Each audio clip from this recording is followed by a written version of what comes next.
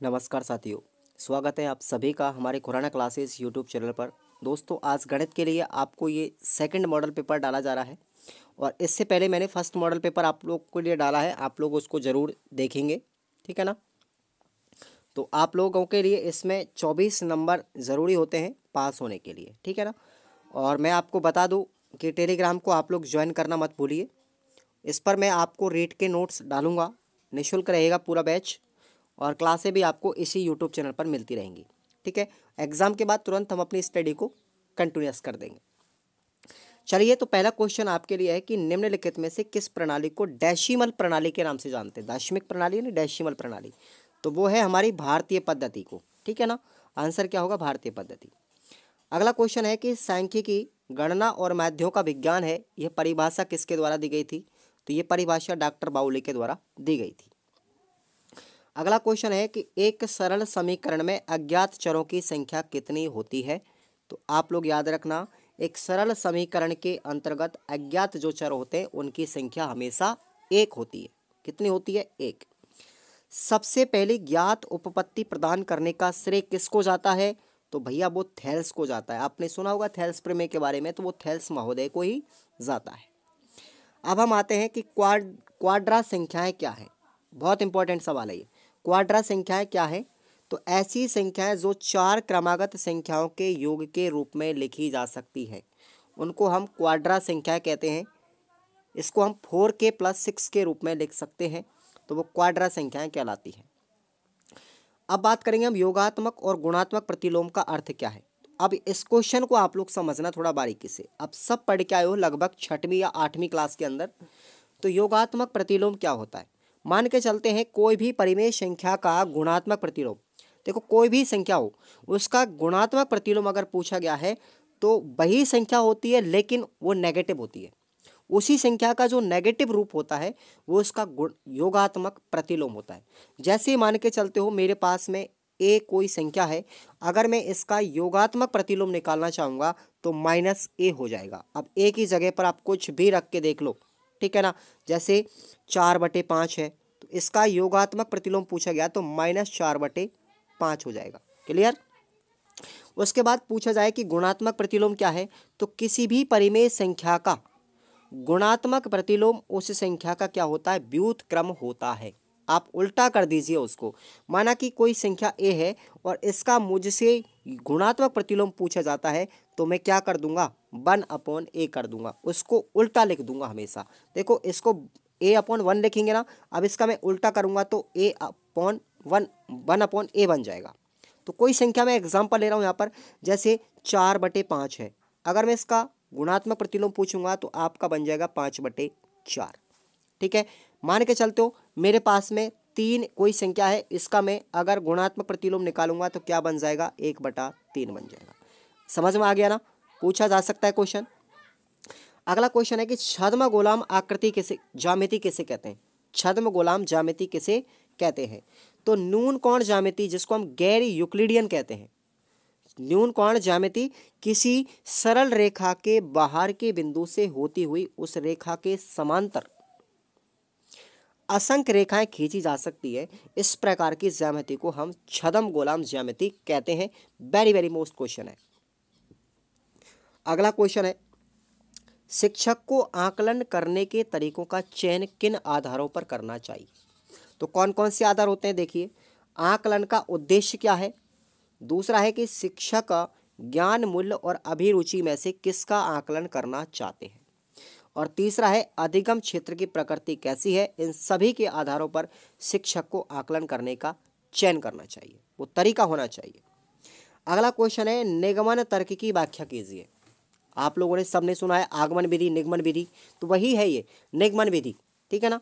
तो ऐसा तर्क जिसमें ज्ञात परिणामों, परिभाषाओं और निष्कर्षों के आधार पर निष्कर्षों के नियमों का प्रयोग किसी चीज को सिद्ध करने के लिए किया जाता है, उसे हम निगमनिक तर्क कहते हैं। यानी कि इस विधि के अंदर क्या होता है, आपको परिणाम दिए जाएंगे, आपको सूत्र दिया जाएगा, आपको परिभाषा दी जाएगी, और उसके आधार पर आपको उदाहरण प्रस्तुत करने पड़ते हैं, और उस उदाहरण को, उस नियम को फिर सत्य साबित करना पड़ता है, ठीक है ना। जबकि आगमन विधि में क्या होता है, उल्टा होता है इसका। ठीक है, इस प्रकार का तर्क किसी ऐसे व्यापक कथन या परिभाषा से शुरू होता है जिसे बिना किसी संदेह के स्वीकार किया जाता है एवं इसे उत्पत्ति के अगले चरण को निगमन किया जाता है, यानी जांच की जाती है। एग्जाम्पल की बात करें, कुछ कथनों के माध्यम से हम बात करेंगे। जैसे सभी इंसान नश्वर हैं, सभी इंसान नश्वर हैं, ये पहला कथन है। दूसरा कथन है कि राघव एक इंसान है। तो कुल मिलाकर हम ये भी तो कह सकते हैं दोनों को कि हम इस निष्कर्ष पर क्या पहुंचे कि राघव क्या है, नश्वर है। दोनों को मिलाकर हम क्या बोल सकते हैं कि भाई राघव इंसान है और सभी इंसान नश्वर है। तो कुल रिजल्ट क्या लिखना निगमन विधि से कि राघव क्या है, नश्वर ही है। आ गया समझ में। अथवा में आपको क्वेश्चन याद रखना है कि स्वयं सिद्ध तथ्य की व्याख्या कीजिए। स्वयं सिद्ध तथ्य क्या होते हैं, क्लियर। अथवा में याद रखना इस क्वेश्चन को। 10वां क्वेश्चन है हमारा कि परिमेय संख्या क्या है, इनके गुणधर्म बताइए। ये बहुत अच्छा क्वेश्चन है, आप लोग सब पढ़ के आओ 5वीं 6वीं में परिमेय संख्याओं को। तो परिमेय संख्या वे होती हैं जिनको हम P/Q के रूप में लिख सकते हैं। जहां पर आपको याद रखना है कंडीशन है कि कभी भी Q का मान 0 नहीं होना चाहिए और P और Q दोनों किस में बिलोंग करने चाहिए, एक इंटीजर के रूप में बिलोंग करने चाहिए। समझ में आया, ये इसकी शर्त है। अब हम बात करें गुणधर्मों की, तो परिमेय संख्याओं को जोड़ने, घटाने, गुणा करने और भाग करने पर कर दें फिर भी परिमेय संख्या ही प्राप्त होती है। परिमेय संख्या को जोड़ो, घटाओ, गुणा करो, भाग करो, कुछ भी करो, हमेशा क्या मिलेगा, परिमेय संख्या। परिमेय संख्या जो होती हैं ये योग यानी जोड़ के लिए, बाकी के लिए और गुणा के लिए एक समव्रत नियम का पालन करती है, लेकिन भाग के लिए कभी भी समव्रत नियम का पालन नहीं करती है। आप लोग याद रखना, रेट में आपको हम पढ़ाएंगे इस चीज़ को। परिमेय संख्या गुणा और भाग के लिए क्रम विनिमय नियम का पालन तो करती हैं, ठीक है ना, लेकिन किसके लिए नहीं करती, बाकी के लिए क्रम विनिमय नियम का पालन कभी नहीं करती परिमेय संख्या। क्लियर। अगला क्वेश्चन है हमारा अथवा में। देखिए, संख्याओं के विभिन्न प्रकार, आपसे रूढ़ संख्याएं पूछ सकता है, यौगिक संख्याएं किसे कहते हैं और सहभाज्य संख्या किसे कहते हैं। इस प्रश्न को आप लोग पढ़ के जाएंगे। अब आपको 11वां क्वेश्चन है कि विभिन्न प्रकार की रेखाओं के गुण लिखिए। रेखाएं कितने प्रकार की होती हैं, बहुत प्रकार की है। अब प्रत्येक रेखा के गुण के बारे में बात करेंगे। सबसे पहला हमारा प्रतिच्छेदी रेखाएं। यदि 2 या 2 से अधिक रेखाएं एक दूसरे को काटती हैं, ठीक है, और उनमें एक उभयनिष्ठ बिंदु हो तो ऐसी रेखाएं प्रतिच्छेदी रेखाएं कहलाती है। आप लोग चित्र देख सकते हैं। उसके बाद है समांतर रेखाएं। ऐसी रेखाएं जो प्रतिच्छेदित कभी नहीं होती और उनके बीच की दूरी हमेशा किसी भी बिंदु से ले लो आप समान रहेगी, समांतर रेखाएं कहलाती हैं। जैसे रेल की पटरियां आपने देखी होंगी, ठीक है, समांतर रेखाओं का उदाहरण। उसके बाद लंबवत रेखाएं। ऐसी दो रेखाएं जिनके बीच में आपस में एक दूसरे पर परपेंडिकुलर होती हैं, लंबवत होती है एक दूसरे पर, और वो 90 डिग्री का कोण बनाती है। तो ये अपना लंबवत रेखाओं का चित्र है। अब आपको चलते हैं अथवा में लेकर के। एक क्वेश्चन है, विभिन्न प्रकार के चतुर्भुजों की विशेषताएं बताइए। जैसे समांतर चतुर्भुज के बारे में आपको जानकारी याद रखनी है, समलंब चतुर्भुज, आयत और वर्ग, इन चारों के बारे में आपको पढ़ के जाना है साथियों। प्रश्न आएगा कम से कम 3 नंबर का। इन चारों में से एक क्वेश्चन, एक पॉइंट आपको मिलेगा, चाहे वो 3 नंबर में मिल जाए, चाहे पूरा का पूरा मिल जाए, ध्यान रखेंगे। लेकिन अब आते हैं 12वें क्वेश्चन पर। देखिए, प्रक्रिया से नियम की ओर बढ़ने के चरण लिखिए। प्रक्रिया से नियम की ओर बढ़ने के चरण क्या है। तो पहला देखेंगे आप लोग, विद्यार्थियों को विभिन्न परिस्थितियों में दिए गए संबंधों को सामान्य रूप से प्रदर्शित करने की आवश्यकता महसूस होनी चाहिए, ठीक है। आगे देखेंगे, अगला पॉइंट है, गणित अंक गणित को मात्राओं के बीच में सामान्य संबंधों के रूप में देखा जा सकता है। बीज गणित में अक्षरों, संख्याओं को साथ साथ प्रयोग किया जा सकता है। बीज गणित केवल अक्षरों या संकेत मात्र का उपयोग करना ही नहीं है। संख्याओं का मान इतना महत्वपूर्ण नहीं होता जितना उस संख्या का दूसरी संख्या के साथ संबंध जाना जाता है। तो ये आपको प्रक्रिया से नियम की ओर बढ़ने के चरण याद रखने हैं। अथवा में आपको याद रखेंगे क्वेश्चन कि अंक गणित व बीज गणित में अंतर क्या है। अंक गणित क्या है और बीज गणित क्या है, दोनों में डिफरेंस याद रखें। चलते हैं 13वें क्वेश्चन पर। आंकड़ों के चित्रात्मक निरूपण से क्या लाभ है, समझाइए। तो आंकड़ों का ग्राफीय निरूपण हमें आंकड़ों को समझने और याद रखने में सरलता प्रदान करने के साथ साथ उन्हें आकर्षित भी बना देता है, क्योंकि अंकों की अपेक्षा चित्र हमारे मस्तिष्क में अधिक समय तक स्थायी रहते हैं। कई बार तो ये निरूपण हमारे आंकड़ों की वास्तविकता को छुपाने में भी मदद करते हैं। अथवा में आपको क्वेश्चन याद रखना है कि आंकड़ों के प्रदर्शन यानी निरूपण में ध्यान रखने योग्य बातें कौन कौन सी है, उनका उल्लेख करना है। देखो, मैं जो प्रश्न आपको अथवा में बता रहा हूँ वो कोई मामूली प्रश्न नहीं है, इंपॉर्टेंट है वो भी। क्वेश्चन 14 है कि योगात्मक आकलन क्या है, इसकी क्या विशेषताएं होती है, उल्लेख कीजिए।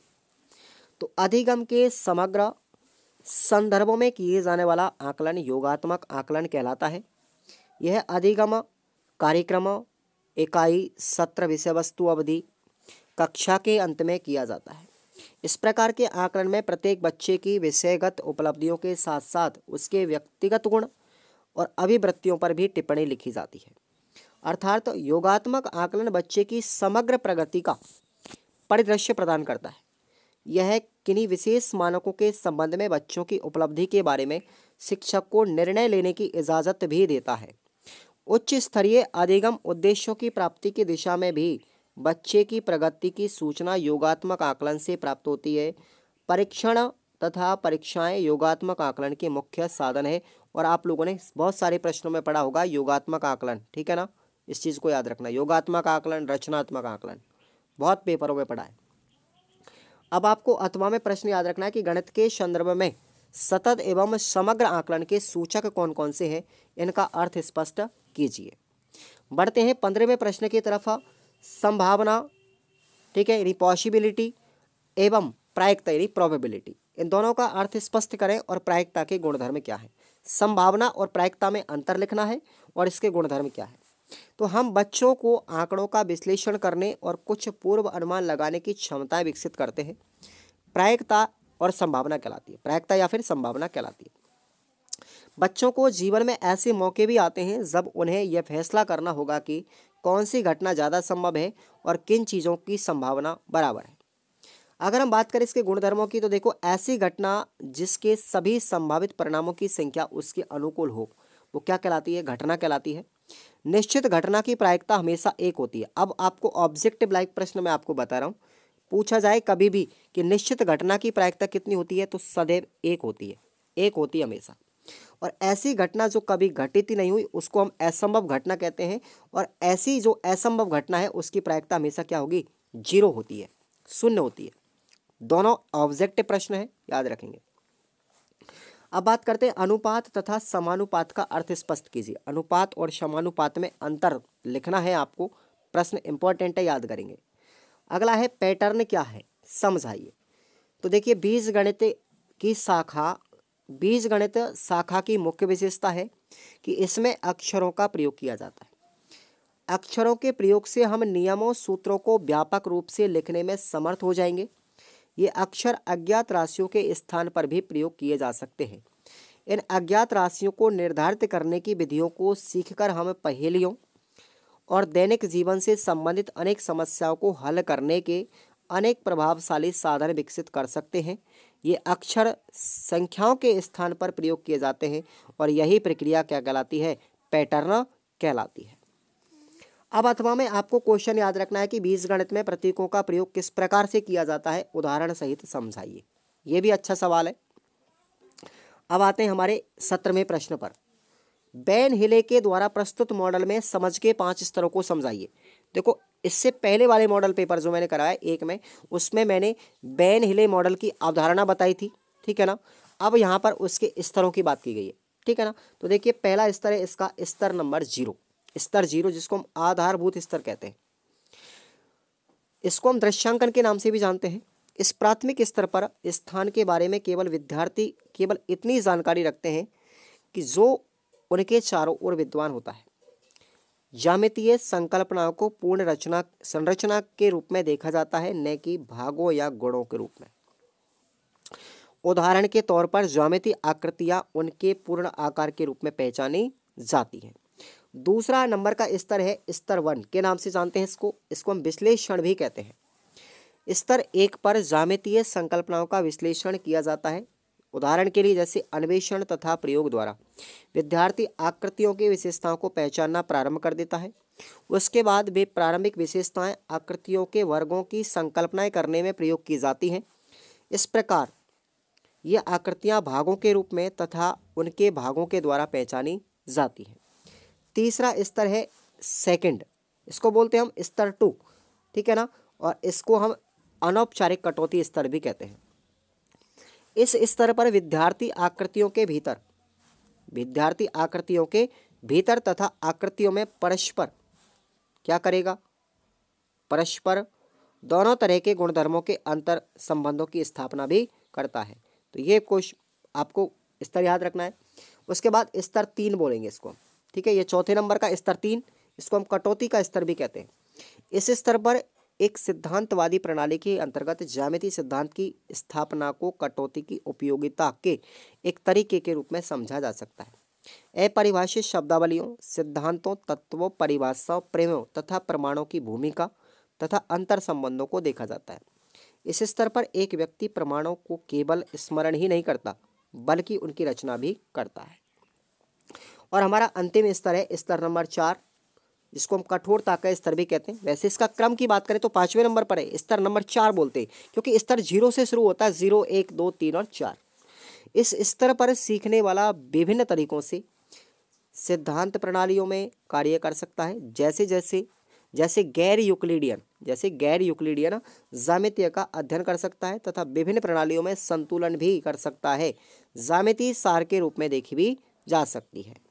अथवा में आपको 2 क्वेश्चन याद रखने हैं। पहला है अभाज्य एवं संयुक्त संख्याओं को स्पष्ट करते हुए पूर्ण संख्याओं और पूर्णांकों पर भी अपने पूर्ण संख्याओं एवं पूर्णांकों भी स्पष्ट कर उनके गुणधर्म लिखिए, ठीक है। अभाज्य संख्या किसे कहते हैं, संयुक्त संख्या किसे कहते हैं, पूर्ण संख्याओं के गुणधर्म क्या है, पूर्णांकों के गुणधर्म क्या है, ये प्रश्न है अपना। उसके बाद अगला क्वेश्चन है अभिग्रहित की उदाहरण सहित परिभाषा लिखिए। उदाहरण देना है कि अभिग्रहित किसे कहते हैं और इसके उदाहरण भी आपको देने हैं। अब बढ़ते हैं हमारे 18वें प्रश्न पर। स्थानिक समझ तथा मानचित्रण, जिसको हम प्रत्यक्षीकरण कहते हैं, इसको स्पष्ट करना है।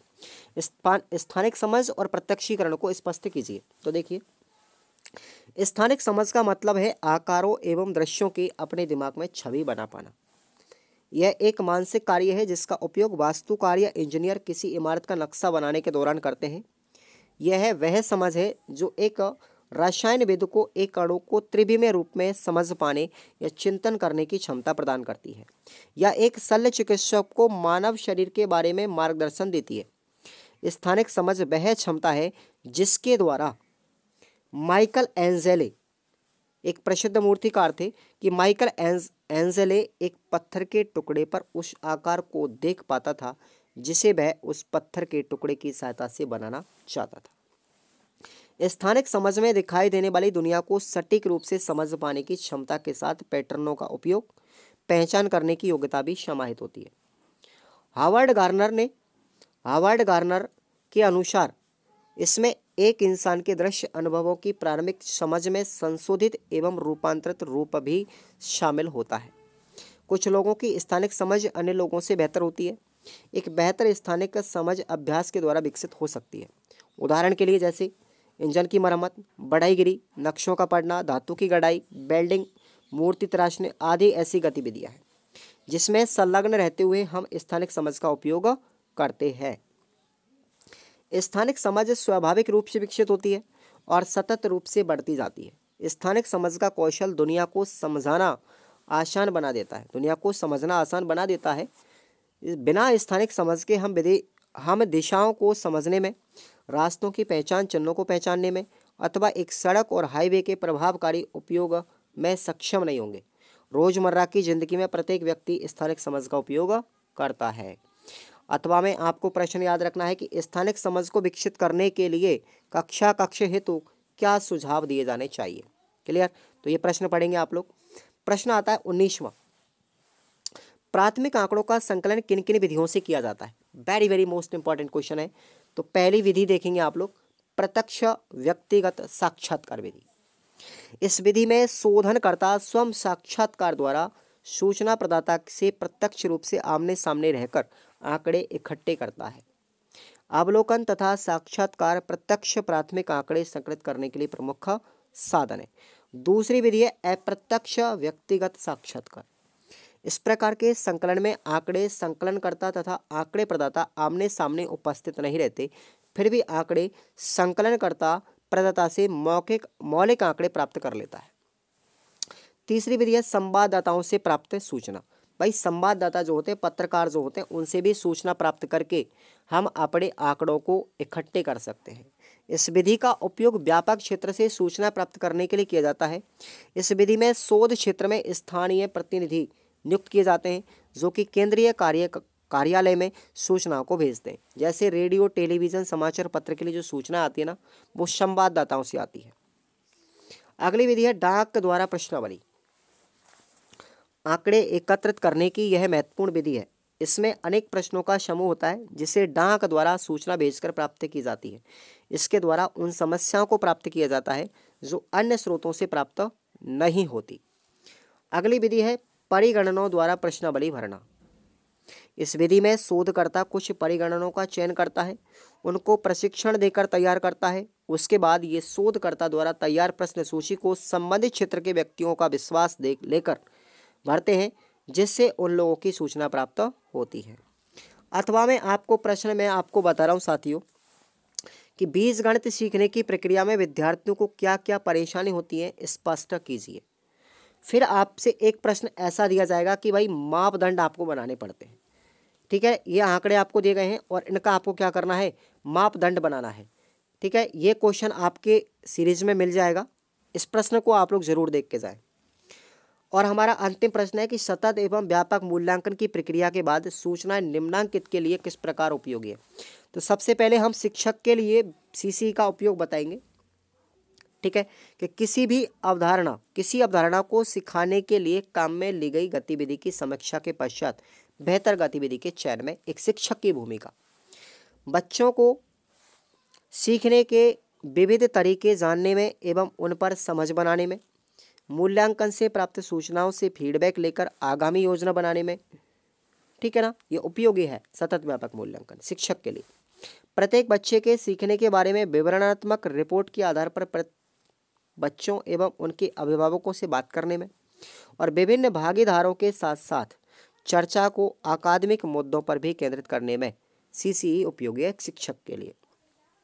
अब बच्चों की बात करें हम यहाँ पर, देखो बच्चे यह जान सकेंगे कि उन्होंने कितना सीखा है और कैसे सीखा है,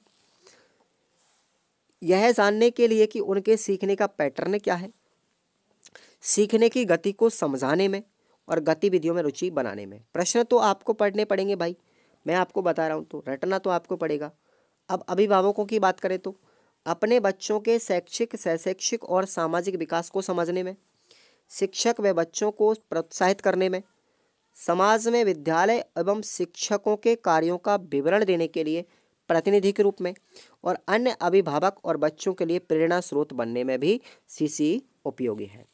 अब आपको याद रखना है, देखो मैंने योगात्मक मूल्यांकन के बारे में पहले वाले मॉडल पेपर में बताया, इसी मॉडल पेपर में ऊपर बताया है, और अब आपको रचनात्मक आकलन के बारे में स्पष्ट करना है और उसकी विशेषता भी आपको याद करनी है। बहुत इंपॉर्टेंट क्वेश्चन है।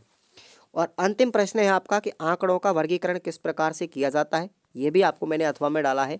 तो जो प्रश्न मैंने अथवा में डाले हैं वो बहुत ही ज़्यादा मोस्ट भी हैं, तो आप सबको पढ़ना है। टेलीग्राम को जरूर ज्वाइन करना साथियों, क्योंकि ये टेलीग्राम आपके लिए आगे मील का पत्थर साबित होगा। ठीक है भाई, तो धन्यवाद। लाइक कर देना क्लास को और चैनल को सब्सक्राइब किए बिना मत रहना। धन्यवाद।